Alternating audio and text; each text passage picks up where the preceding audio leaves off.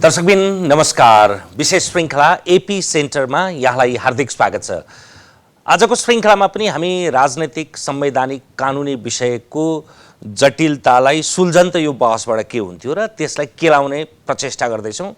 हामीसँग हुनुहुन्छ राजनैतिक विश्लेषक प्राध्यापक डाक्टर गोविन्दमान सिंह कार्की र त्यस्तै अहिले सर्वोच्च अदालतमा सुनवाई भइरहेको संसद प्रतिनिधि सभा विघटन पश्चातको त्यो मुद्दाका एकजना पक्षधर प्रधानमन्त्रीको पक्षबाट अथवा संसद विघटनको सदरताको पक्षमा वकालत गरिरहनुभएका वरिष्ठ अधिवक्ता विष्णु भट्टराई, दुईजनालाई स्वागत छ। नमस्ते। तपाईको राजनैतिक दृष्टिकोणले पनि विचारधाराको दृष्टिकोणले पनि कहीँ पनि 12 हातको साइनो पनि नमिल्ने कम्युनिस्ट, अझ विशेष गरी केपी ओली र उहाँले विघटन गरेको संसदको प्रतिरक्षा गर्दै कानुन व्यवसायीका रूपमा तपाईँ कसरी नियुक्त हुन मन्जुर गर्नुभयो?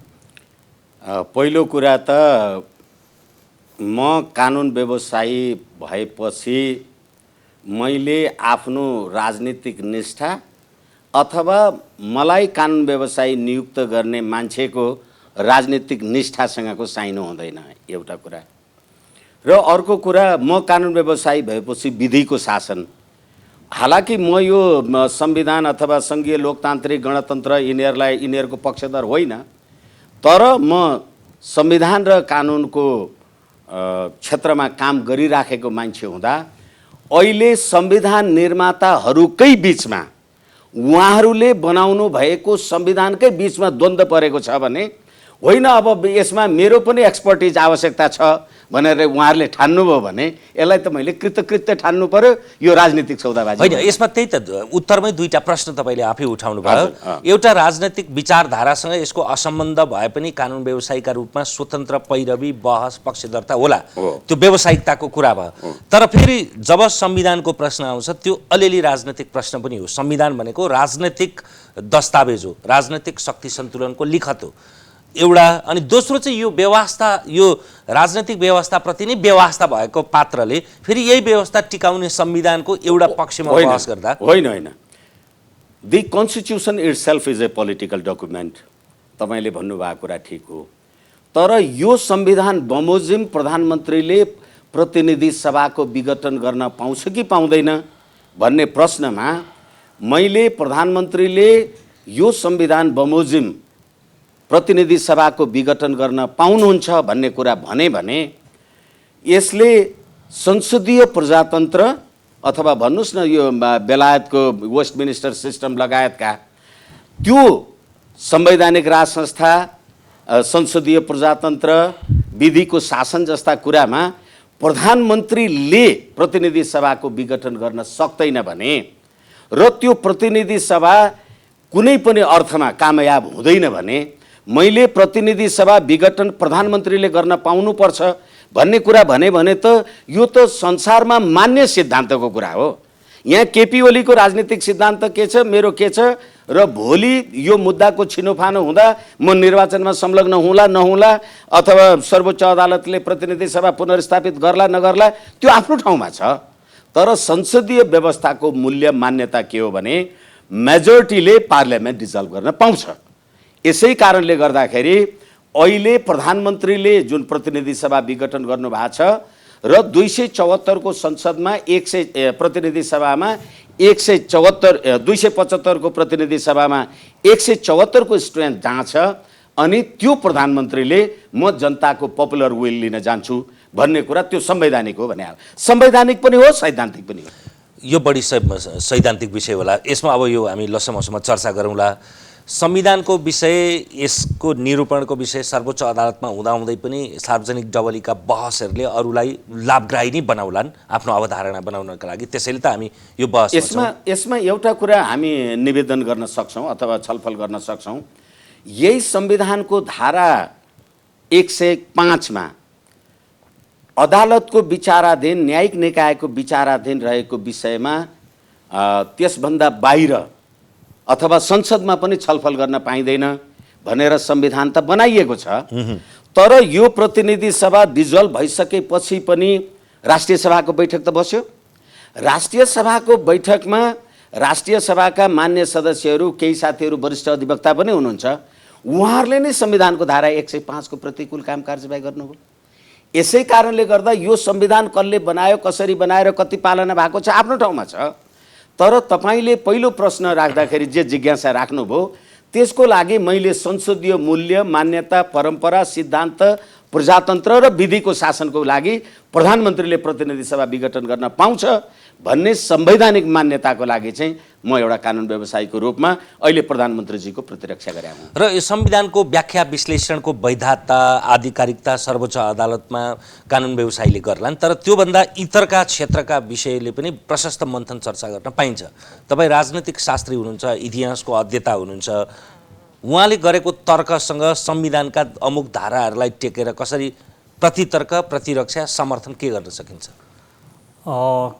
मलाई के लाग्छ त भन्दाखेरि अहिलेसम्म जति पनि संसदहरू विघटन भए ती संसद विघटन भएको कस्तो परिस्थितिमा भएको छ त भन्दाखेरि 17 सालमा जुन विघटन भयो संसद, त्यो राजाको पूर्ण अधिकार क्षेत्रभित्रको विषय थियो। त्यो 55 र 56 त्यो राजालाई अधिकार दिन्थ्यो।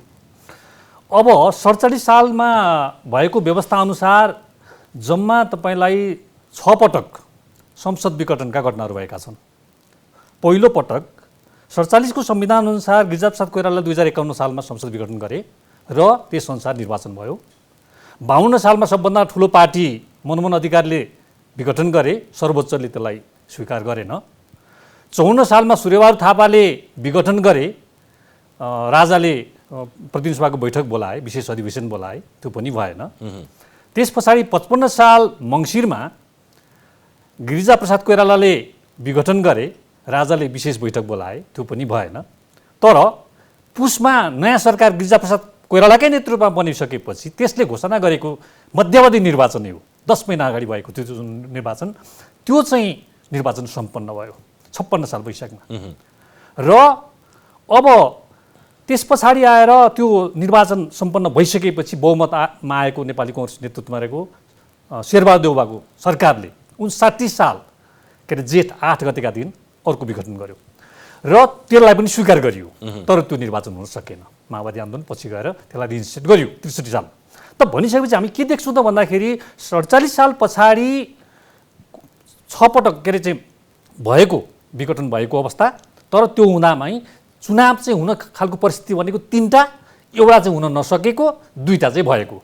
यसले के पुष्टि गर्यो भन्दाखेरि बहुमत भएको सरकारको अवस्थामा चाहिँ तपाईलाई चाहिँ त्यो संसद विघटन भएर निर्वाचनको मध्यावधि निर्वाचनको अवस्था आएको देखिन्छ। 2 पटक निर्वाचन भयो, 1 पटक हुन नसकेको अवस्था। मध्यावधि निर्वाचनको स्थिति के देखियो भन्दा मेजोरिटी गभर्मेन्टको अवस्थामा देखियो। अब यस पछाडि नयाँ संविधान 2000 के अरे चाहिँ 72 सालको जुन संविधान छ, त्यो संविधान अनुसार चाहिँ तपाईलाई त्यसमा र 47 को संविधान हामीले के अरे 15 सालको संविधान, 3टै संविधान हामीले हेर्नुपर्छ। 15 सालको संविधानमा राजालाई फुल फ्लेजेड अधिकार दिएको छ, अहिले पनि हामीले संविधान हेर्न सक्छौँ। र अलिनल सुप्रिम अथोरिटिजको राजा राखिएको छ। अब 47 को संविधानले चाहिँ त्यसमा 2टा धाराहरू रहेछन् प्रधानमन्त्रीलाई विशेषाधिकार सम्बन्धी कुराहरू। जस्तो 47 सालको संविधानको धारा 53 को 4 मा त्यहाँ चाहिँ प्राइम मिनिस्टरलाई चाहिँ संसद विघटन गर्ने विशेषाधिकार दिएको छ र त्यही धारालाई टेकेर त्यस बेलाका प्रधानमन्त्रीले संसद विघटन गरे। तर सर्वोच्चले कतिपय समय अस्वीकार गर्यो, कतिपय समय सर्वोच्चमा नगई स्वयं राजाले चाहिँ विशेष अधिवेशन के अरे पनि बोलाएको अवस्था छ। त अब त्यसै संविधानमा अर्को तपाईलाई चाहिँ 42(4) मा अर्को एउटा व्यवस्था छ।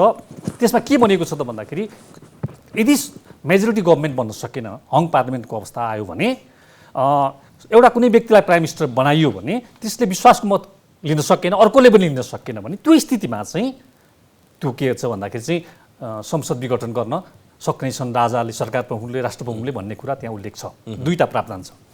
र अहिलेको हाम्रो संविधानको प्रावधान अनुसार के गरियो त भन्दाखेरि यो जुन 6 पटकसम्म कन्टिन्यू वर्षै नबितिकन तपाईलाई मङ्सिरमा घोषणा भएको, फेरि पुसमा पनि भएको छ, मैले भनिसकेँ 1-1 महिनामा।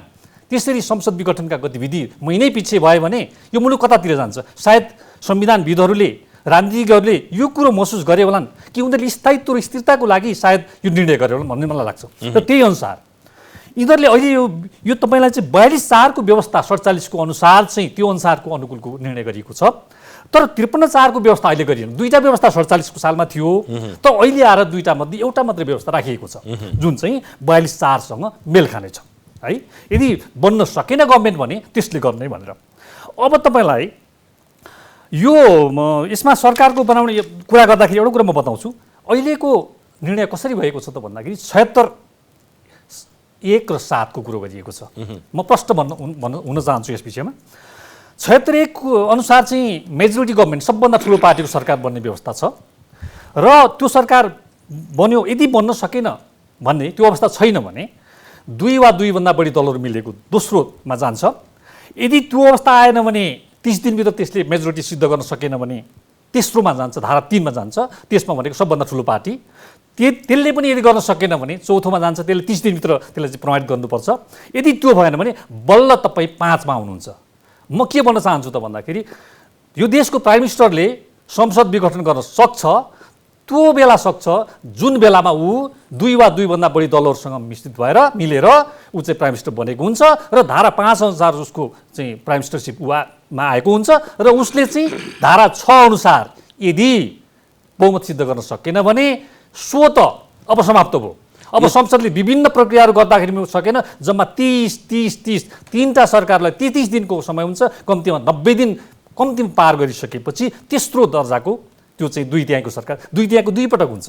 दोस्रो र 5औं धारामा दुई पटक त्यो व्यवस्था छ, तर बहुमत ठुलो पार्टीको त्यो व्यवस्था छैन। र दोस्रो पटक त्यो भइसकेपछि अब बल्ल चाहिँ के कुरामा प्रमाणित हुन्छ भने यत्रा एटेम्प्टहरू भए, यो संसदलाई यति प्रयास गरियो, 3 चोटि 4 चोटि प्रयास गरियो, यसले अब सरकार दिन सकेन। त्यसैले यो संसद फेलर भयो। त्यसैले अब नयाँ चुनावमा जानुपर्छ भनेर त्यो हारेको त्यो पराजित व्यक्तिले चाहिँ जबकि यहाँ एउटा पनि प्रयास गरिएको छैन। त्यसैले यसले के पुष्टि गर्छ त भन्दाखेरि अब जानुपर्ने कस्तो हुन्छ त भन्नुहुन्छ भने यदि संसद चाहिँ अब तपाईँलाई चाहिँ 100 धारा 100 मा एउटा व्यवस्था छ, विश्वासको मत र अविश्वासको प्रस्ताव भन्ने त्यो धारा छ। त्यसमा के भन्छ त भन्दाखेरि विश्वासको मत लिने प्रयास उसले सरकारले गर्नुपर्छ, प्रधानमन्त्रीले गर्नुपर्छ र यदि अविश्वासको प्रस्ताव उसको विपक्षमा आयो भनेदेखि त्यसले छोडिदिनु पर्ने अवस्था हुनसक्छ होइन। त्यो अनुसार चाहिँ तपाईँलाई चाहिँ विश्वास र अविश्वासको अवस्थाको सृजना चाहिँ गर्दाखेरि 2 मा के भन्छ भन्दाखेरि 100 को 2 मा दल विभाजित भएमा, अब यसलाई पनि हामीले हेर्नु पर्यो। अहिले विभाजनको परिस्थिति भएको हुनाले प्रष्ट त भनेको छैन, तर म के चाहन्छु भन्दा भोलिका दिनमा यो संविधानमा फेरि संशोधन भएर प्रष्ट दृष्टिकोण आउनु पर्यो। 2 मा के भन्छ भन्दा दल विभाजित भएमा समर्थन फिर्ता अथवा अन्य पार्टीले दिएको समर्थन फिर्ता लिएमा 30 दिनभित्र विश्वासको मतको लागि प्रस्ताव लानुपर्ने भनेर व्यवस्था संविधानमा गरिएको छ। त परिस्थिति के हो त भन्दाखेरि अहिलेको परिस्थिति भने पनि सरकार चाहिँ अब करिब के अरे समर्थक पार्टीको नेकपाको पार्टीको सरकार चाहिँ अब विभाजनको अवस्थामा पुगिसकेको अवस्था हुनाले र तपाईँलाई चाहिँ एउटा एटेम्प त भयो नि त। एउटा एटेम्प के भयो त भन्नुहुन्छ भने प्रधानमन्त्रीको विरुद्धमा नेकपाकै मान्छेहरू कति 82, 83, 85 कति चाहिने मान्छे थियो होला सिग्नेचर गरेर राष्ट्रपति कार्यालयमा त गएको हो नि त।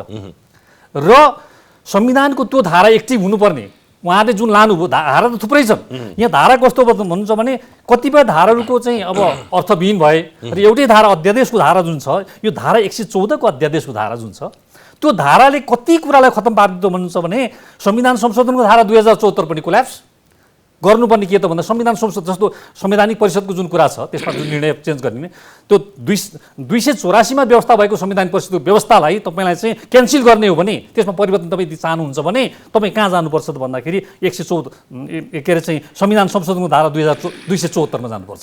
संविधान संशोधन त्यो प्रक्रिया पुरा गरेपछि मात्रै तपाईँ त्यसमा जानुपर्छ। अनि अब तपाईँ गर्दै गर्दा के हुनुहुन्छ भने चाहिँ संसदीय सुनवाईको कुरा अहिले मान्छे जो नियुक्त भए एउटा निर्णय तपाईँले गर्नुभयो अध्यादेश सम्बन्धी, त्यसले गर्दा त तपाईँलाई कतिवटा प्रक्रियामा यसले चाहिँ डिस्टर्बेन्स हानेको छ।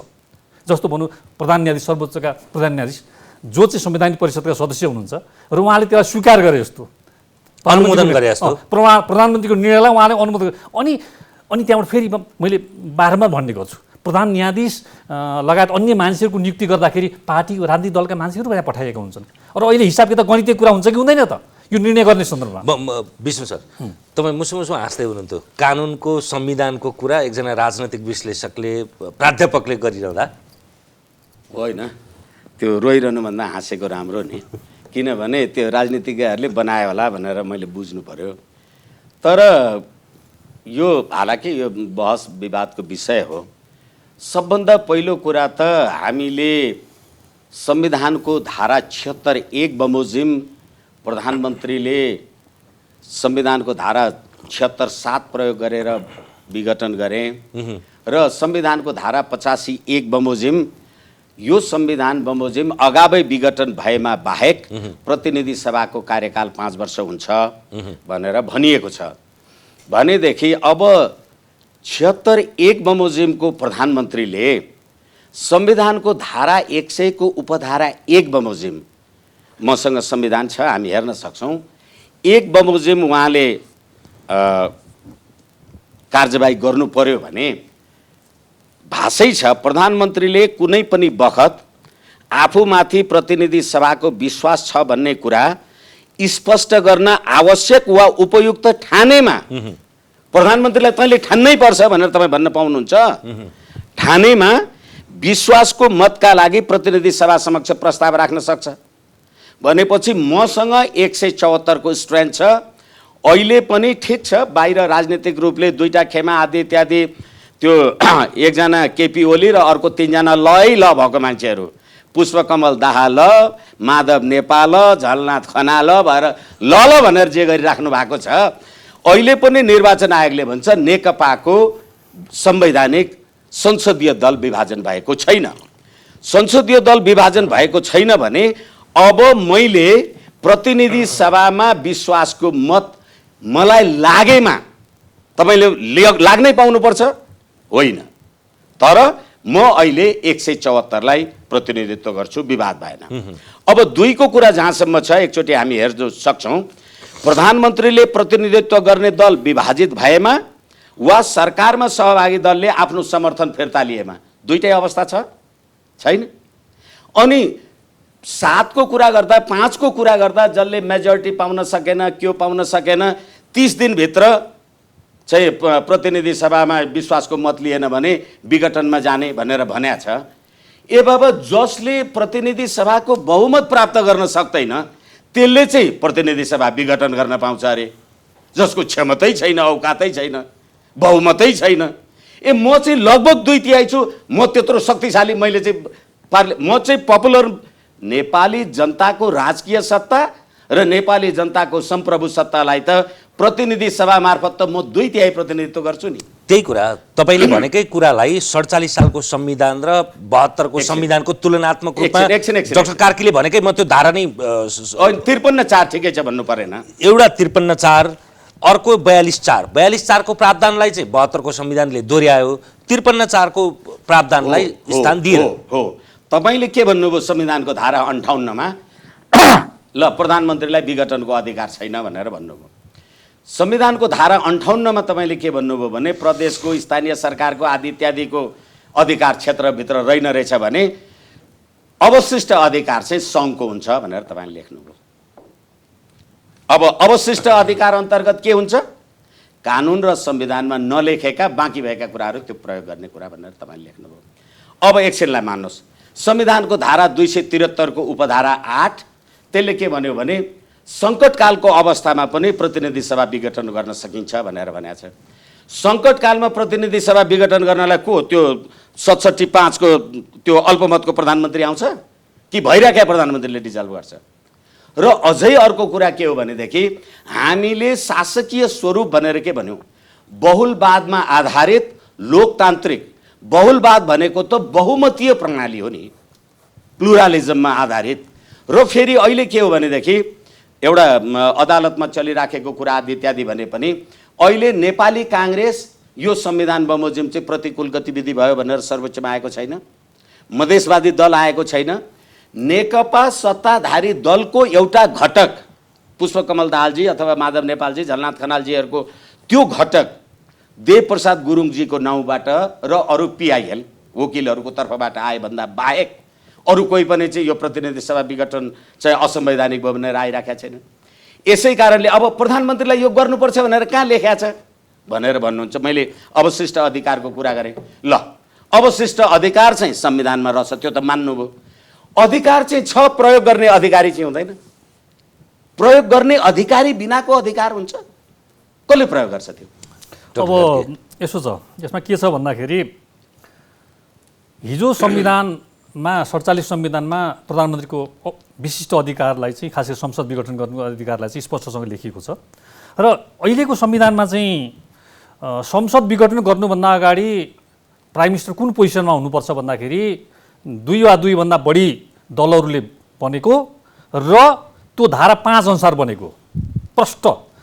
यदि हामी राजनीतिक कुरा गर्दैनौँ भने यो राजनीतिक कुरा हो, त्यसैले राजनीतिक रूपमा यसको सोल्युसन निक्लिनुपर्छ सर्वोच्चबाट भन्ने खालको हामी डिमान्ड गर्छौँ भने सर्वोच्चबाट निस्किने कुरा होइन, म जान्दिनँ राजनीतिक कुरा निरूपण गर भन्ने कुरा हुन्छ भने त्यो अर्को सन्दर्भसँग जान्छ।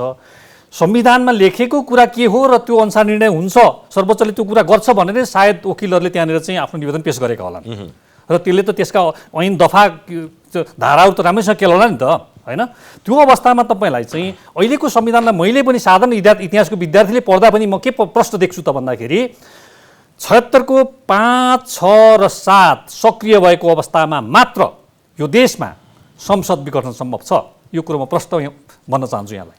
संविधानको धारा 5, 6 र 7 त्योभन्दा अन्यत्र गएर तपाईँले यदि संसद विघटनको निर्णय गर्नुभयो, त्यो प्रक्रिया अगाडि बढाउनु भने त्यो असंवैधानिक हुन्छ। मैले भने 5 अनुसारको भनेको 2 वा 2 भन्दा बढी पार्टी मिलेको, तर सेकेन्ड टाइमको, फर्स्ट टाइमकोले पाउँदैन, न त फर्स्ट टाइमकोले पाउँछ न त त्यो सबभन्दा ठुलो पार्टीले पाउँछ 3 अनुसारको। यो 5औं नम्बरको चाहिँ भनेको 2 वा 2 भन्दा बढी पार्टीहरू मिलेर बनेको, दोस्रो पटक ट्राई गरेको, पहिलो पटक फेलर गरेर त्यसले चाहिँ त्यो पाउने अवस्था रहन्छ र उसले 6 अनुसार 30 दिनभित्र यदि त्यो कुरा चाहिँ प्राप्त गर्न सकेन भनेदेखि 7 अनुसार उसले स्वतः म पराजित भएँ, सकिनँ, कसैले पनि सकेनन्, त्यसैले म दिन्छु भन्ने खालको त्यो संवैधानिक व्यवस्था चाहिँ हाम्रो हुन्छ। र अर्को कुरा, यो के चाहिँ अनुभव महसुस गरियो त भन्दाखेरि 6 पटकसँग 47 को संविधानले वर्षै पछि, महिनै पछि, मङ्सिर पुस भन्ने त महिनै पछि पनि भयो, संसद विघटन गर्ने जुन प्रक्रिया गरेको छ हामीले देखेका छौँ। त्यसले के गर्यो त भन्नुहुन्छ भने एउटा मुलुकमा अस्थिरताको स्थिति ल्यायो। त्यसैले संविधानविदहरूले राजनीतिज्ञहरूले के गरे होला नि त भन्दाखेरि अलिकति संसदीय प्रक्रियाको कुरा गरिन्छ, इन्डियामा यस्तो छ, फलान ठाउँ यस्तो छ, तर नेपालको प्रवृत्ति, राजनीतिक नेतृत्वको प्रवृत्ति पनि हेरौँ न हामीले। सायद त्यो प्रवृत्तिलाई बुझेर राजनीतिक नेतृत्वले हामी आफै फटाछौँ, हामी आफै बदमासी गर्छौँ, हिजो गऱ्यौँ पुरानो संविधान अनुसार, त्यो खालको गतिविधि, आपराधिक गतिविधि, के अरे चाहिँ नेगेटिभ काम चाहिँ हामी राष्ट्रलाई, मुलुकलाई चाहिँ घात गर्ने काम चाहिँ हामी नगरौँ भनेर सायद उनले आफैले स्वीकार गरे होलान्। सायद त्यस बेलाका संविधान सभाका अध्यक्ष सुभाष नेम्बाङले पनि, तपाईँकै टेलिभिजनमा हेरिरहेको छु, उहाँले भनिराख्नु भएको छ हामीले प्रधानमन्त्रीले यस्तो खालको अधिकारबाट रोक्यौँ, नेपाली काङ्ग्रेस नेताहरू भन्छ नगरौँ, यो कम्युनिस्ट साथीहरू यसो नगरौँ भनेर भन्दाखेरि उहाँले मान्नु भएन र यस्तो खालको प्रावधान नराखौँ, यो सरकार संसद ध्वस्त गर्ने, भङ्ग गर्ने खालको कुराहरू नराखौँ, भङ्गलाई चाहिँ यस्ता प्रक्रियामा नजाउँ भनेर भन्दाखेरि उहाँले मान्नु भएन भनेर नेपाली काङ्ग्रेस नेताहरू भनिराख्नु भएको छ। त भनिसकेपछि त्यो के गरिएको छ म दुईवटा कुरामा त्यो चाहिँ म हेर्छु। एउटा चाहिँ संसद 5 वर्षसम्म चलिरहोस् भन्ने एउटा सोच राखिएको देखिन्छ। तपाईँलाई 18-20 अरब रुपियाँ अहिले चाहिन्छ इलेक्सनको लागि। तपाईँ हिजो भन्दै हुनुहुन्थ्यो, के भन्नुहुन्थ्यो त भन्दाखेरि म सक्दिनँ, अब लाख रुपियाँ, 1000 रुपियाँ, 10,000, 5,000को दबाई किन्न सक्दिनँ कोरोनाको, तिम्रो आफै गर भनेर तपाईँ भन्दै हुनुहुन्थ्यो। इमिडिएटली फेरि 2 दिन पछाडि तपाईँ के भन्नुहुन्छ, आफै गर खर्च भन्दै हुनुहुन्थ्यो। आज म 18-20 अरब पैसा टन्न छ, निर्वाचनलाई कुनै खर्चको समस्या हुँदैन भन्दै हुनुहुन्छ। हामी कुन अवस्थामा छौँ, हामी के गर्दैछौँ भन्ने कुराको एउटा उनी भएको छैन तपाईँलाई। अब त्यसमा अब यो संविधान अनुसार कुरा गर्दाखेरि तपाईँलाई चाहिँ यस्तो शक्ति सन्तुलन मिलाएको छ नि, हामीले त्यसमा ध्यान दिएका छैनौँ। संविधान बनाउने मान्छेहरूले, अहिले म पढ्दैछु, हेर्दैछु, अत्यन्तै गम्भीर रूपले सोचेर यो संविधान बनाएको देखिन्छ। जस्तो जसरी प्रधानमन्त्रीलाई संसद विघटन गर्ने अधिकार दिएको छैन, त्यसरी नै तपाईँलाई के गरेको त भन्छ भने प्रधानमन्त्रीको सुरक्षा पनि गरेको छ संविधानले। कसरी? हिजो त तपाईँलाई 47 संविधान अनुसार आज तपाईँले सरकार बनाउनु, भोलि नै तपाईँको विरुद्धमा अविश्वास प्रस्ताव ल्याउन सक्थेँ म। आज तपाईँलाई 2 वर्षको ग्यारेन्टी गरिएको छ। प्रधानमन्त्री बलियो होस्, उसले राम्रोसँग काम गर्छ भने सोची बुझी सायद गरिएको होला, नियन्त्रण सन्तुलनको व्यवस्था चाहिँ स्थापित गरिएको। अहिले बिग्रेकै त्यही त हो, त्यही 2 वर्षसम्म चल्न पायो, 2 वर्ष कटेपछि 2 वर्ष तपाईँलाई त्यो गरेछ, अनि फेरि 1 वर्षमा, दोस्रो वर्षमा तपाईँले अविश्वास प्रस्ताव ल्याउनुहुन्छ, फेरि तपाईँले 1 वर्ष पाउनुहुन्छ, त्यसभन्दा तपाईँलाई केही गर्दैन भने यो किन गरिएको त? अनि राजनीतिक दलहरू फुट्ने र टुट्ने प्रक्रिया भइरह्यो, धेरै लामो समय भयो। त्यो चिज पनि त रोक्ने प्रयास गर्यो नि संविधानले, होइन?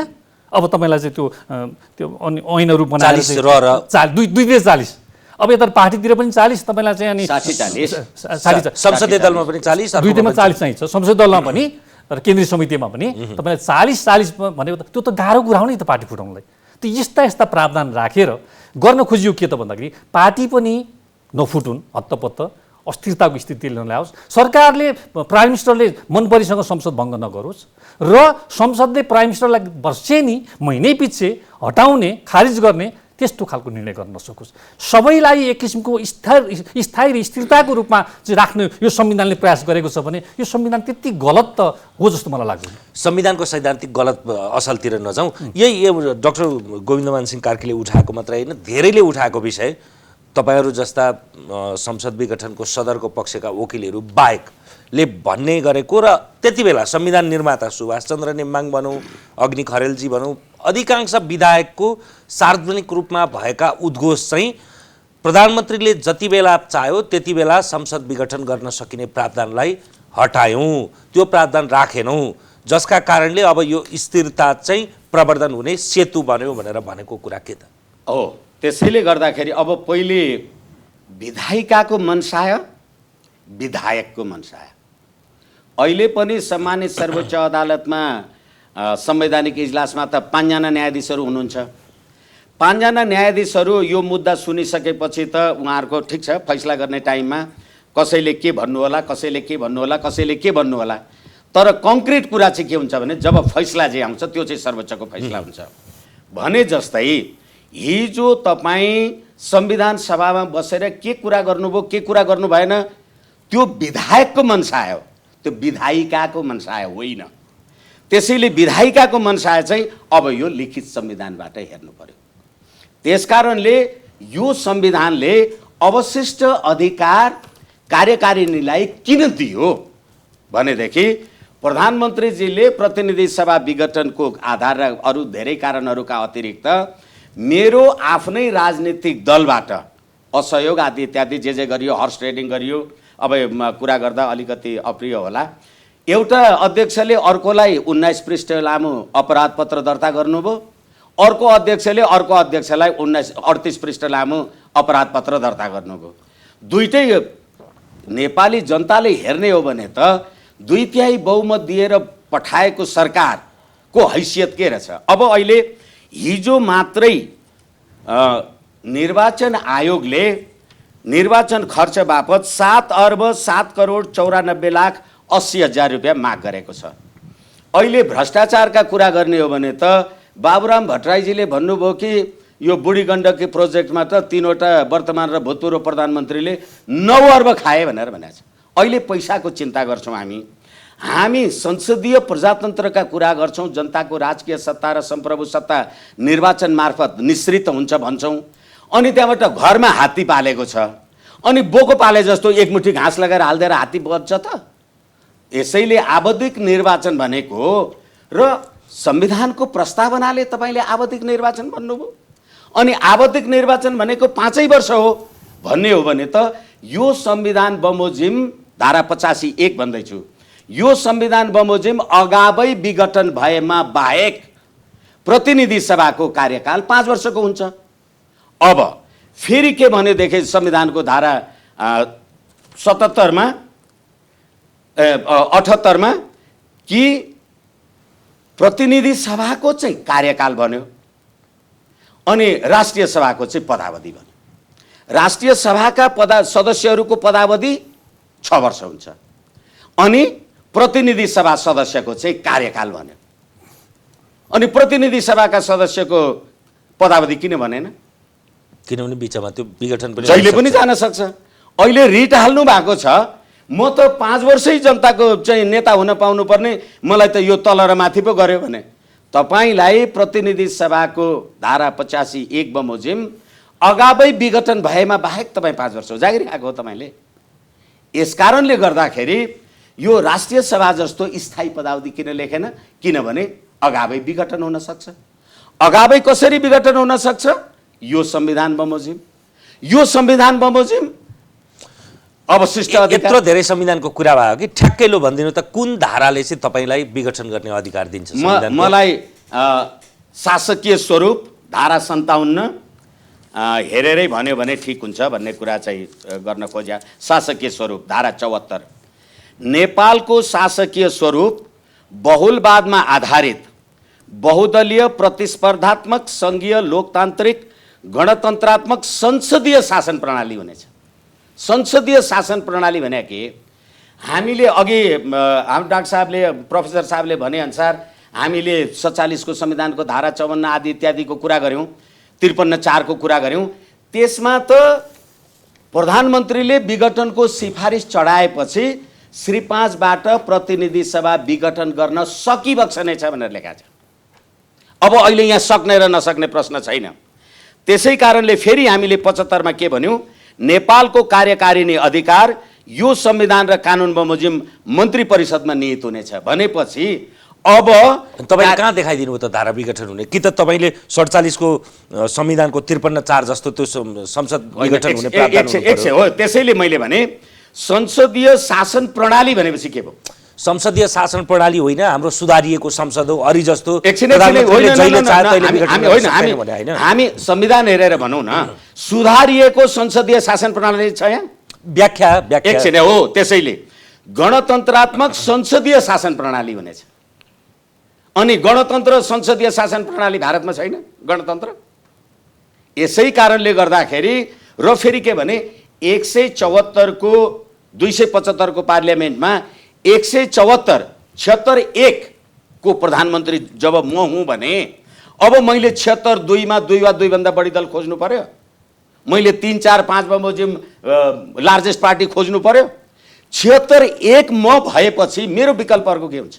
त्यति बेला 76 हो, तर अहिले त 76 को प्रधानमन्त्री हो। होइन एकछिन प्रश्न के हो भनेदेखि होइन, त्यति बेला चुनाव लड्दा त छुट्टा म तपाईँलाई भनौँ 75-2-25 मा एमाले र माओवादी मिलेर दुवै दल मिलेर 76-2 को प्रधानमन्त्री भए। त्यही त भने त। एकछिन म तपाईँलाई भन्दैछु, त्यो 76-2 को प्रधानमन्त्री कहिले 76-1 मा पुग्यो भनेपछि चाहिँ अब 75-2-25 गते माओवादीको संसदीय दल र नेकपा एमालेको संसदीय दलको बैठक बसेर हामी एकीकरण भयौँ भनेर 174 को संसदीय दल भयो।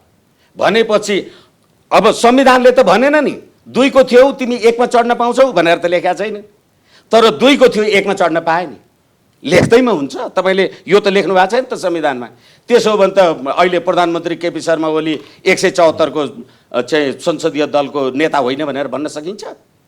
यस कारणले गर्दाखेरि संविधान अथवा कानुनहरू जहिले पनि भविष्यलक्षी हुन्छन्, भूतलक्षी होइन। होइन भने तपाईँले अवशिष्ट अधिकारको व्यवस्था किन गर्नुभयो? अवशिष्ट अधिकारको व्यवस्था भनेकै संविधान र कानुनमा लेखेको चाहिँ छैन, तर भोलि आवश्यकताले त्यो कुरा गर्नु पर्यो भने अवशिष्ट अधिकारको प्रयोग हुने हो। यसै कारणले प्रधानमन्त्रीले धारा 58 लाई पनि कोट गर्नुभएको छ। र अघि मैले तपाईँलाई निवेदन गरेँ 273 सङ्कटकालमा पनि प्रतिनिधि सभा विघटन हुन्छ भन्ने कुराको व्यवस्था भएपछि त्यो सङ्कटकालमा प्रतिनिधि सभा विघटन गर्नको लागि म 75-1 बमोजिमको प्रधानमन्त्री रहन्छु मानौँ, अनि भोलि सङ्कटकाल भयो भने त्यो सङ्कटकाल लगाउन त 76-5 को पो आउनुपर्छ भनेर अर्को को अल्पमतको प्रधानमन्त्री आउँछ त्यहाँ? डाक्टर कार्की, संसदीय व्यवस्था पनि भन्ने अनि विघटन गर्न पाउने अधिकार छैन भन्ने। संसदीय व्यवस्थामा प्राइम मिनिस्टरले त्यो गर्छ नै र गर्न पाउनुपर्छ भन्ने कुरा चाहिँ केमा आधारित गर्नुपर्ने भयो भन्दाखेरि हाम्रो संविधानमा लेखिएका कुराहरूमा हामीले आधारित भएर गर्नुपर्ने हुन्छ। जस्तो संसदीय व्यवस्था, नेपाल पनि संसदीय व्यवस्था नै हो, इन्डिया पनि संसदीय व्यवस्था नै छ। मैले हेरेको थिएँ इन्डियाको 3 पटक 1971 मा, 1979 मा, 80 मा अनि त्यसपछि 1991 मा 3 पटक। 74-75 वर्ष 1947 मा इन्डिया इन्डिपेन्डेन्स भइसकेपछि आजसम्म इन्डियामा जम्मा 3 पटक संसद विघटनका कुराहरू भए, मध्यावधि निर्वाचन भए। हाम्रो कतिचोटि अहिलेसम्म तपाईँलाई चाहिँ 7 चोटि, अहिलेको यो शुद्ध गर्न जम्मा 47 सालदेखि 7 पटक भइसक्यो। वर्षै पछि महिनै पछि हाम्रो यहाँ घटनाहरू हुन्छन् है यस्तो खालको। त इन्डियामा 75 वर्षमा 3 पटक मात्रै भएको छ। तर त्यहाँ के सर्वोच्चले कस्तो व्याख्या गरिदियो त भन्दाखेरि प्राइम मिनिस्टरलाई उसको विशेषाधिकार हो, स्पेसल राइट हो पनि भनिदियो। त्यो गरिदिएको सर्वोच्चले त्यहाँ त्यस्तो छुट दिएको छ।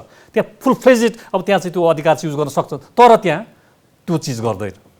त्यो गर्नमा कसले त्यहाँनिर चाहिँ रोकटोक गर्छ भन्नुहुन्छ भने राष्ट्रपतिले अलिकति त्यहाँ ब्यालेन्स सन्तुलित भएर उसले के गर्छ भन्दाखेरि यो चिज चाहिँ ठिक छ कि छैन, प्रधानमन्त्रीले स्पेस गरेर त ल्यायो, तर संसदमा अर्को सरकार बन्न सक्ने सम्भावना छ कि छैन भनेर उसले हेर्छ, हेरेर ऊ कन्फर्म भएर मात्रै उसले गर्छ, जहाँ पाए त्यो उसले गर्दैन। त्यो चिजको व्यवस्था नौन्जेलसम्मलाई सायद नेपालका नेताहरूले, संविधानविदहरूले अलिकति कठोर खालका कुराहरू यहाँ राखे होलान्। संसदीय व्यवस्था नै हो बेला पनि त्यहाँ मनपरीसँग संसद विघटन गर्ने प्रक्रिया हुन्छ र हुँदैन नि। संसद बेला के अरे संविधानै छैन, त्यहाँ संविधान त छ, अलिकति संविधान अनरिटेन तर पनि चलेको छ। इन्डियामा त्यस्तो छ, हाम्रो बेग्लै छ भनेपछि अब सङ्घीय कुरा गर्ने भने तपाईँलाई एकात्मक मुलुकको संसदीय व्यवस्था भएको के अरे बेलायत, इन्डिया तपाईँलाई सङ्घीय मुलुक हो, सेमी छ। विश्वमा भएका सङ्घीय मुलुकहरूमा नेपालको सङ्घीयताको नेचर एकदमै नयाँ, बिल्कुल नयाँ छ, फरक छ। हेर्नुहोस् अमेरिकाको सङ्घीयता हेर्नुहोस्, इन्डियाको हेर्नुहोस्, नेपालको सङ्घलाई त दुनियाँको सङ्घसँग कहाँको तुलना गर्नुहुन्छ तपाईँ हेर्नुहुन्छ, अधिकारविहीन सङ्घ नेपालमा जन्मेको छ। त्यसैले त यसलाई उँट जस्तो भन्छन्, सबैतिरको राम्रो मिसायो भने तपाईँ तुलना गर्नुहोस्, अमेरिकाकोसँग तुलना गर्नुहोस्, अरूसँग तुलना गर्नुहोस्, क्यानाडाकोसँग तुलना गर्नुहोस्, अनि जानुहोस् अनि त्यहाँबाट तपाईँलाई चाहिँ इन्डियाकोसँग तुलना गर्नुहोस्, अनि नेपालको सँग हेर्नुहोस्। अनि किन यसो गरियो त? सबै इन्डियाकै स्वरूपमा लगे भइहाल्थ्यो अथवा बेलायती स्वरूपमा लगे भइहाल्थ्यो। तपाईँले आफ्नो पारामा सबै चिज आफ्नै पारामा तपाईँ गर्दै हुनुहुन्छ भने, तपाईँले नियम कानुन ऐनहरू संविधान पनि त्यस्तै अनुकूलको आफ्नो अनुकूलको बनाउँदै हुनुहुन्छ भने त निसन्देह त्यो फरक पर्छ नि त। फरक पर्छ भने त तपाईँले अब मौखिक रूपमा राजनीतिक कुरा मात्रै गरेर यो विषयवस्तु टुङ्गो लाग्दैन नि त। यो त संवैधानिक विषय भयो नि। अब रिटेन कुरामा, रिटेन डकुमेन्टमा तपाईँ टेकेर तपाईँले छलफल गर्नुपर्ने अवस्था हुन्छ। प्रष्टसँग कुन चाहिँ धारा दफाको कुरा त्यतिखेर त प्रष्टसँग भन्थ्यो। अब अहिले त फेरि के कुरा आइरहेको छ भने प्राइम मिनिस्टरले राष्ट्रपतिसम्म सिफारिस गर्दाखेरि त्यो धाराहरू पनि कोट गरेका थिएन, पछि राष्ट्रपतिबाट फर्केर आउँदाखेरि भन्ने कुरा आयो। पछि गएर फेरि तपाईँलाई चाहिँ सर्वोच्चमा डकुमेन्टहरू पठाइसकेको थियो, त्यो डकुमेन्ट चाहिँ फेरि सरकारले प्रधानमन्त्री तथा मन्त्री परिषद कार्यालयले डकुमेन्ट फिर्ता लियो भन्ने कुरा पनि आयो। यो चिजहरूले के गर्छ भन्छ पब्लिकमा चाहिँ एउटा शङ्काको भावना बढाउँछ। त त्यसैले म के भन्छु त भन्दाखेरि संसदीय व्यवस्था कहाँ कस्तो छ, बेलायतको कस्तो छ त्यहाँ अनुसार म गर्दैछु अथवा इन्डियामा कस्तो छ त्यहाँ अनुसार गर्दैछु भन्ने होइन। नेपालको संविधान, तपाईँलाई म एउटा क्वेसन गर्छु फेरि, त्यो 64 सालमा तपाईँलाई चाहिँ संविधान सभाको निर्वाचन भयो पहिलो, त्यत्रो वर्ष तपाईँ लड्नुभयो, त्यत्रा मान्छे 601 जनाको त्यो झुन्डलाई तपाईँ राख्नुभयो, खुवाउनुभयो, पाल्नुभयो, त्यसै बेकार गयो, तपाईँलाई संविधान बनाउन सकेर फेलर भएर गयो, त्यसै राष्ट्रिय अर्थ ध्वस्त गरिदियो त्यसलाई, आर्थिक उसलाई। अनि फेरि तपाईँले दोस्रो पटक संविधान सभाको निर्वाचन गर्नुभयो, दुनियाँ लफडा तराईमा आन्दोलन, मान्छे कति मरे, कति घटनाहरू भए, यत्रो सङ्घर्ष तपाईँ के को लागि गर्नुभयो त? यति नै सबै चिजहरू राजनीतिक कुराहरू मात्रै हुन्, संवैधानिक लिखित कुराहरू केही पनि ल्याउन सक्नुहुन्न भने तपाईँले के को लागि सङ्घर्ष गर्नुभयो? 70 वर्षको सङ्घर्षको कुरा गर्नुहुन्छ। मैले भन्छु प्रचण्ड गोर्खादेखि त अहिले हिसाब गर्नुहुन्छ 100 वर्ष भयो नेपाली जनताले सङ्घर्ष गरेको, कति मर्ने। फेरि अहिले तपाईँले नेपाल बन्द गर्नुपर्ने आज, फेरि तपाईँले जुलुस आन्दोलन गरेर फेरि जानुपर्ने, त के को लागि? फेरि हाम्रा मौलिक हक र अधिकारहरू संविधानलाई ट्र्याकमा लाउनको लागि, फेरि बाहिरबाट होइन, तपाईँ भित्रैबाट भन्दै हुनुहुन्छ। हिजोसम्म तपाईँले के हेरेर बस्नुभयो त? त्यो पार्टी यत्रो समयसम्म सरकारमा 3 वर्षसम्म चल्यो र त्यत्रो लामो समयसम्म सरकार 3 वर्षसम्म चल्दाखेरि उसले सरकारले गतिविधिहरू के गर्दैछ, ट्र्याकभन्दा बाहिर छ कि छैन, निर्वाचनको बेलामा तपाईँले चाहिँ दिएका निर्णयहरू, दिएका जनतालाई आश्वासन दिएका कुराहरू पुरा गर्यो कि गरेन, तपाईँले के हेरेर बस्नुभयो त? त आज एउटा यस्तो एउटा क्लास पोजिसन एउटा तपाईँले क्रिएट गरिदिनु भयो जहाँ चाहिँ के भयो त भन्दाखेरि अब यता जाँदा पनि निर्वाचन जाँदा पनि तपाईँलाई मुठभेड, प्रतिनिधि सभा पुनर्स्थापना गरे मुठभेड, अब भिडन्त एकदम ओपन वारको एउटा स्थिति सिर्जना भएको छ। त्यसैले त तपाईँले बडा राम्रो संविधान भन्दै हुनुहुन्थ्यो त, त्यस्तो ल्याउने रहेछ त हो। अब यो चिज किन यस्तो भयो त? अब यो पनि तपाईँले सोधिहाल्नुभयो, यो चिज किन यस्तो भयो त भन्दा हाम्रो प्रवृत्ति राजनीतिमा जुन प्रवृत्तिगत नेचरको कुरा पनि हुँदो रहेछ। हेर्नुहोस् त्यो संविधानलाई म पालन गर्छु भनेर तपाईँले भनेको भए त तपाईँ के गर्नुहुन्थ्यो?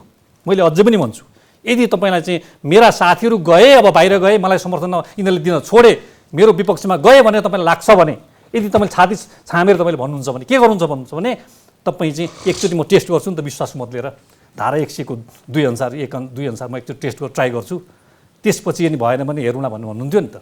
तपाईँ त्यो भन्नुहुन्न, किन भन्नुहुन्न त भन्दाखेरि त्यो त किन भन्नुहुन्न थियो भने केपी ओलीलाई त्यो सुरु दिनदेखि नै थाहा थियो नि उहाँ अल्पमत, किनभने संसदीय दलको नेता त एमालेको हो, एमालेकोमा पो बहुमत थियो। अब तपाईँलाई माओवादी जोडेपछि त सुरुको दिनदेखि अब तपाईँलाई अब यहाँनिर अब हाम्रो समस्या विवाद एकातिर मात्रै छैन, विवाद कतितिर छ। संविधानको धाराहरू तपाईँलाई यो अध्यादेशको धाराले त तपाईँलाई कतिवटालाई ध्वस्त गरिदियो हुनुहुन्छ भने 114 को धारा छ अध्यादेशको, त्यसले 274 को संविधान संशोधन धारालाई पनि त्यसलाई एट्याक गरेको छ, त्यसले संविधानिक परिषद 284 को धारालाई पनि त्यसले एट्याक गर्यो र 292 को जुन त्यो संविधानिक परिषदबाट नियुक्त भएका मान्छेहरूको सुनाइ हुनु पर्थ्यो नि 292 धारा, त्यो त्यसलाई पनि एट्याक गर्छ। 4वटा धारा एट्याक गरेको छ, त्यो बारेमा हाम्रो ध्यानै गएको छैन। नियुक्तिका विषयमा तपाईँको चाहिँ टिप्पणी के छ? होइन, हामी संविधानलाई आंशिक मान्ने र आंशिक नमान्ने कुरा नगरौँ। अहिले जुन प्रधानमन्त्रीले पठाएको अथवा मन्त्री परिषदको निर्णयमा अथवा यो आदि इत्यादि दफा धारा कोड छैन भन्ने जे सार्वजनिक रूपमा कुराहरू आए भन्ने कुरा अहिले यहाँ हामीले पनि गरिराखेका छौँ। यदि त्यसमा संविधानका धारा र दफा कुनै उद्घोष छैनन् भने सुप्रिम कोर्टले के व्याख्या गर्नु बस्या त, जब धारै कोट गरेका छैन। यस कारणले गर्दाखेरि यदि त्यस्तो कुरा हो भने त संविधानको धारा 82 लाई हामी हेर्नु पर्यो।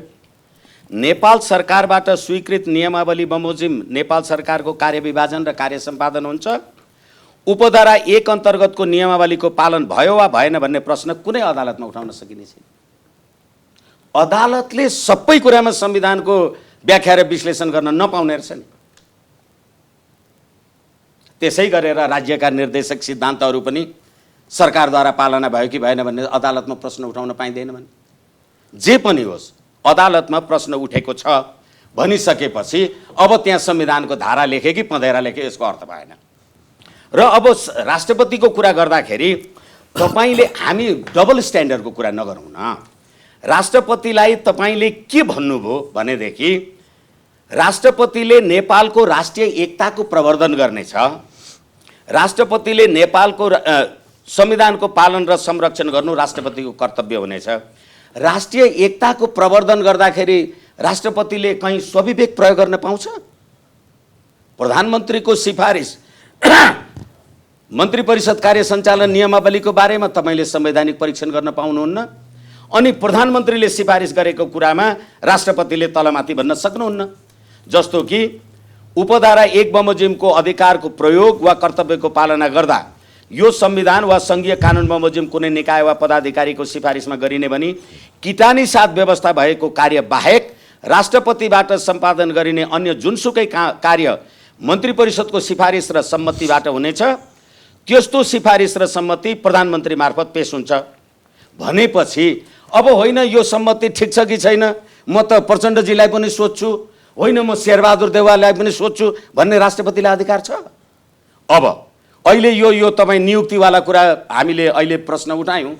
नियुक्तिवाला प्रश्नमा यो संविधान त नि, यो त संविधानको परिवर्तन होइन, यो त सत्ताको परिवर्तन हो, यो त रिजिम चेन्ज हो।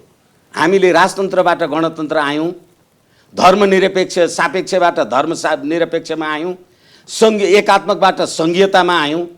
त्यसै कारणले गर्दा हिजो के भएनन् त्यसलाई हामी रेफरेन्समा लिन सकौँला, तर त्यसलाई रेफरेन्समा लिएर पुग्ने थियो भने 47 सालको संविधान किन खारेज गर्नु पर्थ्यो? हो अब अहिले राष्ट्रपतिमा समक्ष शपथ ग्रहण गर्ने हिजो अस्तिको जे कार्यक्रम भयो होला, त्यो कार्यक्रममा नन्दकिशोर पुनजी त जानु भएन नि उपराष्ट्रपति। उहाँ उपराष्ट्रपति हुनुभयो कि हिजोको माओवादीको पार्टीको कार्यकर्ता हुनुभयो? होइन भने ठिक छ, प्रधानमन्त्रीले गरेको काम कारबाही असंवैधानिक होला, सर्वोच्च अदालतमा रिट छ, त्यसले वैधानिकता असंवैधानिकताको कुरा बारेमा निदो गर्ला। र अर्को कुरा के भने अघि हामीले भ्रष्टाचार गऱ्यौँ, भ्रष्टाचारको बारेमा कुरा गऱ्यौँ, ट्रान्सपरेन्सी इन्टरनेसनलले पनि जे भन्यो। अब अहिले अख्तियार दुरुपयोग अनुसन्धान आयोग 3 वर्षदेखि खाली छ र त्यसमा संवैधानिक परिषदमा प्रधानमन्त्री, प्रधान न्यायाधीश, सभामुख, उपसभामुख अनि त्यहाँबाट राष्ट्रिय सभाको अध्यक्ष हुन्छ। म प्रधानमन्त्री, मैले संवैधानिक परिषदको बैठक बोलाएँ, सभामुख आउनुहुन्न, के हुन्छ? म संवैधानिक परिषदको अध्यक्ष, मैले बैठक बोलाएँ, प्रमुख प्रतिपक्षी दलको मान्छे आउनुहुन्न, किन आउनुहुन्न? भागभण्डा चाहियो। संविधानले त भागभण्डा खोजेन नि। संविधान बमोजिम गर्ने हो भने तपाईँले बनाएको संविधान तपाईँले पालना गर्नुभयो। त्यति मात्रै होइन, संविधानको धारा 91 जसले पुरुष सभामुख भयो भने महिला उपसभामुख हुनुपर्छ, पुरुष एउटा दलको सभामुख छ भने महिला अर्को दलको हुनुपर्छ भनेपछि तपाईँ 174 को स्ट्रेन्थको नेकपाको संसदीय दल हुनुहुन्थ्यो, तपाईँले नेपाली काङ्ग्रेसको कुनै महिलालाई उपसभामुख बनाउनु भयो? त्यो संविधानले कार्यान्वयन गर्यो? म अर्को कुरा तपाईँलाई निवेदन गर्न सक्छु, यो संविधानले अख्तियार दुरुपयोग अनुसन्धान आयोगको व्यवस्था त गर्यो, तर के भन्यो भने संविधानको धारा 101 लागू हुने भनेको अभियोग लाग्ने भनेपछि संवैधानिक परिषदको सिफारिसमा नियुक्ति हुने कर्मचारीले अख्तियारको दुरुपयोग गर्यो, भ्रष्टाचार गर्यो भने पदमा बहाल रहन्जेल पक्रिन पाइँदैन भनेर लेखा छ। अनि भ्रष्टाचार गरुन्जेल पक्रिन नपाइने, अनि भोलि म त्यो जागिर छोडेर हिँडिसकेपछि बाटा खोजेर पक्रिने उत्कृष्ट बनाउनु भएको छ संविधान। त्यति मात्रै होइन, एकैछिन त्यति मात्रै होइन, हरेक संवैधानिक निकायहरूमा अख्तियार होस्, मानवाधिकार आयोग होस्, लोकसेवा आयोग होस्, तिनीहरूमा के लेखिएको छ भने उच्च नैतिक चरित्र भएको मान्छेलाई नियुक्ति गर्नुपर्छ भनेर लेखिएको छ। तर तपाईँले प्रतिनिधि सभा संसदको निर्वाचनमा उच्च नैतिक चरित्र चाहिन्छ भनेर चुनावमा लड्नुपर्छ भनेको छैन। उच्च नैतिक चरित्र नचाहिनेले नैतिक चरित्र हेरेर नियुक्ति गर्नुपर्ने, यो संविधान बनाउनु भएको छ नि। उत्तरार्धतिर छौँ हामी। अब यो बहस त अब अदालतमै त त्यत्रा सयौँ वकिलहरू हुनुहुन्छ भने अब यो यति 2-3जनाको बहसले के टुङ्गिन्छ र म बबुरोले के बहस गरौँला र म त पालो मात्रै लाउँदा ठिक्क भएको छ। तपाईँहरू दुवैजना राजनीतिक शास्त्री, इतिहासका अध्येता, कानुनका पोथ्रा केलाउने पात्र भएका कारणले डाक्टर कार्की। हजुर, अब यो नियुक्तिको कुरा गर्दाखेरि नि हाम्रो सरकारले कस्तो गर्छ त भन्नुहुन्छ भने जुन चिज आफूलाई अनुकूल हुने त्यो चाहिँ गर्छ, प्रतिकूल हुने चाहिँ गर्दैन। मेरो भनाइ के भने सभामुख र उपसभामुखको नियुक्ति सम्बन्धी धारा 91 को 2 अनुसारको व्यवस्था चाहिँ हाम्रो सरकारले त्यसमा चाहिँ किन ध्यान दिएन?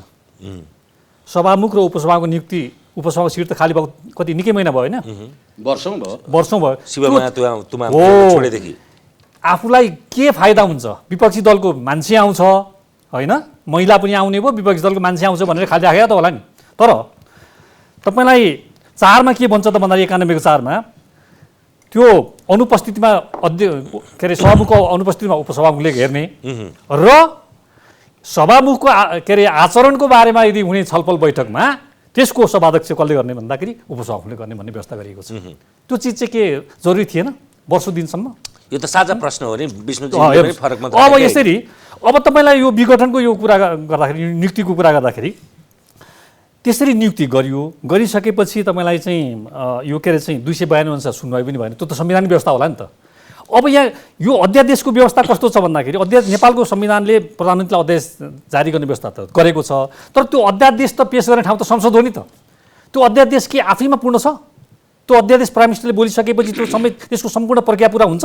अध्यादेश भनेको संसद नभएको बेला, संसद बाल नभएको बेलामा आउने हो। तर संसद बसिसकेपछि त्यसलाई पेश त गर्नुपर्छ नि तपाईँले। अब त विघटनै भएपछि कहाँबाट बस्नु? ल हेर्नु, तपाईँले त्यो चिज अध्यादेश ल्याउने बेलामा त सोच्नु भएको थिएन त भोलि म यसलाई सिद्ध्याउँदैछु, यसलाई संसदमा विघटन गर्दैछु भने अध्यादेश जुन तपाईँले निर्णय गर्नुभयो, अध्यादेश ल्याएर मान्छे नियुक्ति गर्नुभयो, भोलिबाट तपाईँले त्यसलाई सिद्ध्याउँदै हुनुहुन्छ, त्यस समाप्त गर्दै हुनुहुन्छ भने त्यतिखेर त सोध्नु पर्थ्यो होला नि त। त भनिसकेपछि यो कस्तो त भयो भन्दाखेरि यो संवैधानिक विषयहरू भन्दाखेरि बढी राजनीतिक विषय सवालतिर गयो र यो चिजलाई फेरि समर्थन पालन पोषण कसले गर्यो भन्दा नेकपाको हाम्रो के अरे चाहिँ प्रचण्ड दाल के अरे नेपाल समूहले गरे हो। हिजोसम्म त उहाँले समर्थन गरेर लिएर आउनु भएकै हो नि त। यो त वास्तवमा अहिले त काङ्ग्रेसले केही पनि भनेको छैन। काङ्ग्रेस अहिले के सोच्दैछ भन्दाखेरि अब चुनाव हुन लाग्यो, कतिपय काङ्ग्रेस नेताहरू अहिले अर्को खालको स्ट्राटेजी भन्दैछ कि यस बारेमा बोल्दैनौँ भने सर्वोच्चको बारेमा हामी कुरै नगर्ने, सर्वोच्चको बारेमा हामी नबोल्दाखेरि उसले जे गर्छ हामी त्यसलाई मान्ने। यसको अर्थ चाहिँ हामी निर्वाचनतिर तयारी गर्दै जानुपर्छ, किन भन्दा त नेकपा फुटेको छ, यो बेला त स्वर्णिम अवसर हो हामीले गर्ने भन्ने। तर नेपाली कङ्ग्रेसको नेतृत्वमा सुशील कोइरालाको प्राइम मिनिस्टरसिपमा संविधान बनेको होइन र फेरि 100 वर्षमा के अरे आन्दोलन भयो, यत्रो सङ्घर्ष भयो, फेरि भोलि नेपाली कङ्ग्रेस फेरि हिजो पनि त विभाजन भएर आएको हो नि त। यस्तै गरेर यस्तै घटनाहरू नेपाली कङ्ग्रेसमा दोहोरिन सक्छ भन्ने के अनुमान गर्न सकिँदैन र? त भोलि फेरि भोलि पनि मुद्दामा जानुपर्ने, झगडा गरिरहनु पर्ने अवस्था हुन्छ। एउटा स्थायी समाधान त चाहियो नि त। त्यसो भएको हुनाले के लाग्छ त भन्दाखेरि यो चाहिँ अलिकति सोचबुझका साथ चाहिँ यसलाई चाहिँ यसको सोलुसन सर्वोच्चले निकाल्नुपर्छ भन्ने चाहिँ मलाई लाग्छ। अब हामी आफ्नो आफ्नो क्षेत्रमा जे होलाौँ, तर one can not blow hot and cold at the same time भन्छ। यही संविधानको धारा 114 मलाई आपत्तिजनक हुने, अनि यही संविधानको धारा 76 चाहिँ चाहिँ मलाई 76, 5, 7 चाहिँ मलाई प्रिय हुने, यो कुरा भएन। यसै कारणले गर्दाखेरि यस्ता खालका अवस्था परिस्थितिहरू आउँछन्। त्यसो त हामीले हेऱ्यौँ नि, 17,000 मान्छे मारेर खसीको टाउको देखाएर कुकुरको मासु बेच्ने हो थलो हो संसद भनेर 17,000 मान्छे मार्नेहरू त अहिले 14 वर्ष संसदमा आएर कति हजार कुकुरको मासु खाइसके? यो प्रश्न आफ्नो ठाउँमा छ नि। तर फेरि पनि कुरा के हो भनेदेखि अस्ति हामीले अमेरिकामा हेरेनौँ डोनाल्ड ट्रम्प चाहिँ चुनाव हारे भनेर संसदभित्रै गोली पनि त चल्यो नि। यसकारणले गर्दाखेरि तर डोनाल्ड ट्रम्पले गोली चलायो भन्दैमा त्यहाँको राज्य व्यवस्थै बेठिक भयो त होइन। पात्र उही प्रवृत्ति उही अनि प्रणालीमा दोष देख्ने। पात्र र प्रवृत्तिले तलमाथि गऱ्यो भने संविधानमा लेखेको कुरालाई तपाईँले मान्नुपर्छ कि पर्दैन? तपाईँ संविधानमा लेखेको कुरालाई मान्ने, मैले उत्कृष्ट संविधान बनाएँ भन्ने, खबरदार सर्वोच्चले तलमाथि चाहिँ निर्णय गरेछ भने सडकबाट हामी प्रतिनिधि सभा पुनर्स्थापित गर्छौँ भनेपछि तपाईँको संविधानप्रतिको इमान्दारी त यही हो। यसै कारणले विधायकको मनसाय होइन, विधायिकाको मनसाय हेर्ने हो। होइन भनेदेखि त संविधान सभामा त्यतिखेर 601 जना मान्छेहरू समानुपातिक सातिक आदि इत्यादिबाट हेर्नुहोस्। अहिले नेपाली जनताको राजकीय सत्ता र सम्प्रभु सत्ता भनेर धारा 2 मा लेख्या छ नि। होइन, नेपाली जनता सम्प्रभु सत्ता सम्पन्न छैनन्। नेपाली जनताको सम्प्रभु सत्ता 60 र 40 गरेर विभाजन गरेका छ। तपाईँले भोट दिएको मान्छे, प्रत्यक्ष भोट दिएको संसद सदस्य 60% हुन्छ, तपाईँले भोट दिएको 40% चाहिँ समानुपातिकबाट आउँछ। समानुपातिक हरेक राजनीतिक दलका बेताज बादशाहहरूले मनोनित गर्छन्। 47 को संविधानमा त तपाईँले दिएका 100% मान्छेहरू प्रतिनिधि सभामा आउँथे नि। यसकारणले गर्दाखेरि तपाईँले यो पद्धति मान्नु भएपछि जिन्दगी अगर जहर है तो भी जीना पड़ेगा, तपाईँले यही मान्नुभयो। होइन, मान्नु भएको छैन भने प्रधानमन्त्रीले अहिले लिखित जवाफमा लेख्नु भएको छ कि मलाई 2/3 चाहियो कि संविधानको संशोधन। संविधानको धारा 35 मा तपाईँले धर्म सम्बन्धी हक लेख्नुभयो, संविधानको धारा 4 मा तपाईँले धर्मनिरपेक्ष देश भनेर लेख्नुभयो। सर्वोच्च अदालतले हाम्रा धर्म संस्कृति मठ मन्दिरहरू भत्कियो भने राष्ट्र नै लोप हुन्छ भनेर फैसला गरेको छ 74/6/8 मा। भनेदेखि त्यही सर्वोच्चको जजहरूले धर्मनिरपेक्षको संविधानको शपथ ग्रहण गरे होइन। यसै कारणले गर्दाखेरि विधायिकाको मनसा हेर्ने हो। विधायकले के भन्यो, सुभाषले के भन्यो, अग्निले के भन्यो, विष्णुले के भन्यो, के आयो त्यो हेर्नु पर्यो। कहिलेकाहीँ एउटा चाहिँ टुरिस्ट गाइड कहीँ गइराखेर छ, बाटोमा भालु आएछ, अनि त्यो अङ्ग्रेजलाई लिएर गइराखेको त्यो टुरिस्ट गाइडले भन्यो ए लुक त्यो भालुले टोक्छ, लुक लुक भन्यो। अनि अङ्ग्रेजले बुझ्यो लुक भने त हेर्नु हो, ऊ गएर चाहिँ भालुलाई हेर्न लागेछ, भालुले खाएछ के। यो ठ्याक्कै त्यही भएको छ।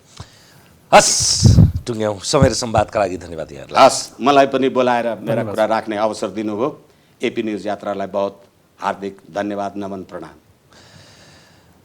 हामीले आज यो संवैधानिक कानुनी विषय भएका कारणले गर्दाखेरि बडा एकदमै एकलाप जस्तो त नभनौँ, दुईजनाको संवाद भयो। मैले चाहिँ यसलाई समन्वय मात्रै गरेँ, त्यो पनि दुर्लभ अवसर यसरी जुरिरहनुपर्छ।